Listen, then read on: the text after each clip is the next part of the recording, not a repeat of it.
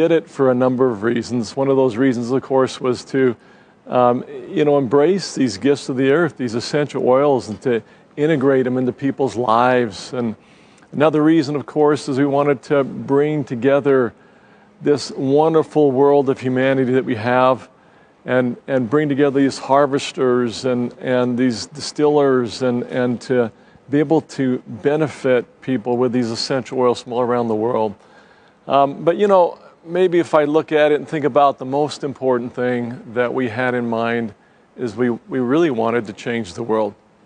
And we really wanted to make a difference. And we really wanted to, frankly, to make some great memories. And I think we have. I think there's been some wonderful things that have happened over the years in that regard. I'm troubled by the global trends of incivility and polarization that seem to be happening in our world.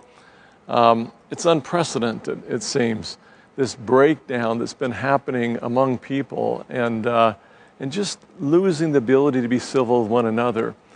There's been this increased dehumanization that's been happening and this almost disgust with those that don't share maybe our views.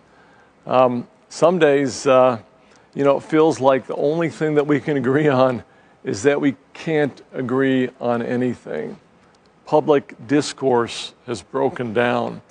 We feel that everywhere, panelists on TV are screaming at each other sometimes. We go online, we find community and connection, and we end up leaving feeling angry and alienated. Have any of you experienced this? I'm going to talk a little bit about echo chambers. We all live in our echo chambers, don't we? And social media can help to fuel this psychological polarization. We're bombarded with information that confirms our own views, that reinforces our biases, that makes us feel like we belong to something, maybe. And, I hope that all of you understand this and we all realize this, that social media is programmed to feed us more and more of whatever we show interest in. And then it continues to feed. And it's an ecosystem that just entrenches us further and further and further and to where we become very absolute in our views. We stop compromising. That becomes something of a dirty word. I'd like to share with you a little bit more about some of the strong things that happen in our world today. I want to share with you some of doTERRA's positions. We're all raised differently, aren't we? We're all different in our educational backgrounds. We're all different in our value systems, perhaps. We're different in our cultures. We're different in our beliefs. My own family, even in my marriage, we differ in our views. And we have to work these things out. But collectively, though, we need your help. And we need your help in keeping doTERRA as a haven. And so just remember that people are good, that our peers in our essential oil world are good parents. They're essential oil lovers. They're engaged in humanitarian and charitable service. We never want to forget this. You need to avoid those views where people will start to dehumanize one another. Now, I want to share with you what to me is one of the most important stories, one of the most important events that typifies this that's happened in the history, I think, of the world. I think it was unprecedented before or after. And this was during World War I. It's called the Christmas Truce.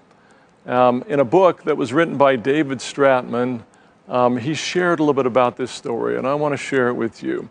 It was December 25th, Christmas, 1914, only 5 months into World War I. German, British, and French soldiers, already sick and tired of the senseless killing, disobeyed their superiors, fraternized with the enemy along 2/3 of the entire Western Front, a crime that was punishable by death in times of war. Well, German troops held Christmas trees up out of the trenches, reading things like Merry Christmas and You No Shoot, We No Shoot. Thousands of troops streamed across no man's land, strewn with rotting corpses at the time. They sang Christmas carols. They exchanged photographs of loved ones back home. They shared rations. They played football. They even roasted some pigs. Soldiers embraced men that they had been trying to kill just a few short hours before. They agreed to warn each other if the top brass forced them to fire their weapons, and said that they would aim high. Well, a shudder ran through the high command on both sides. Here was a disaster in the making. Soldiers declaring their brotherhood with each other and refusing to fight. Generals on both sides declared this spontaneous peacemaking to be treasonous and a subject to be and people were subject to be court-martialed. By March 1915, the fraternization movement had been eradicated and the killing machine was put back into full operation. It took them 2 months to get that done. They had to literally remove the men on both sides, send them elsewhere, bring other soldiers back in to get the war going again. By the time the armistice was signed in 1918, 15 million more would be slaughtered. Not many people have heard about the story of the Christmas Truce. Christmas Truce story goes against most of what we have been taught about people today. It gives us a glimpse of the world as we wish it could be and says, this really happened once.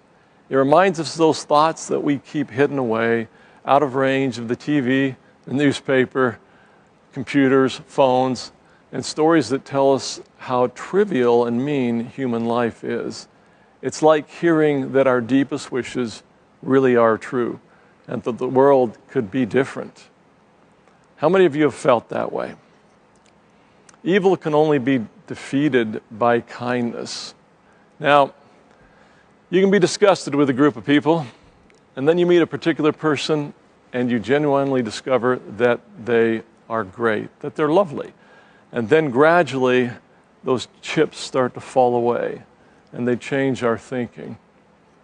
Now, just a couple of final thoughts here. The number one way to combat dehumanization is also frustratingly challenging. It's one of the hardest things to accomplish. We simply need to get to know people who are different from us. Just as we have the mental capacity to dehumanize, we're also equipped with the mental facilities to forge trust and understanding. It's up to us to change this. We have some cleanup to do. We have some cleanup to do within doTERRA. We have some cleanup to hopefully do with the massive numbers we have around the world, and maybe we can help. Number one, never make posts in your online communities that can be interpreted by others as divisive, intolerant, or mean-spirited. Be a speaker of peace. Second challenge, this is the biggie, and that is that you make friends with at least 3 people who you profoundly disagree with. Remember something as you do this. Empathy is not endorsement. Empathizing with someone that you profoundly disagree with does not suddenly compromise your own deeply held beliefs and endorse theirs. But it will be an amazing experience for you. Now, third challenge, make doTERRA a haven of peace, trust, and hope. We're an essential oil company, aren't we? Well, we are, but every bit as much of that, we also are a community, and we are a haven of peace, trust, and hope. So in conclusion, doTERRA has been an amazing education for me, as I know it has been for many of you. Many views have softened or changed. I know many of my views have softened or changed. We need to set out and realize that there are different views. We need to realize that we have a lot more in common with people than we have in difference. Now, doTERRA has a unique product. We love the product. We love the essential oils. They're powerful. There are amazing things coming. in this next year. But let's not forget maybe our most important product, and that is the community that we bring with doTERRA, the community that we build, the belonging that we bring in others, the hope that we restore, the purpose that we help provide in other people's lives.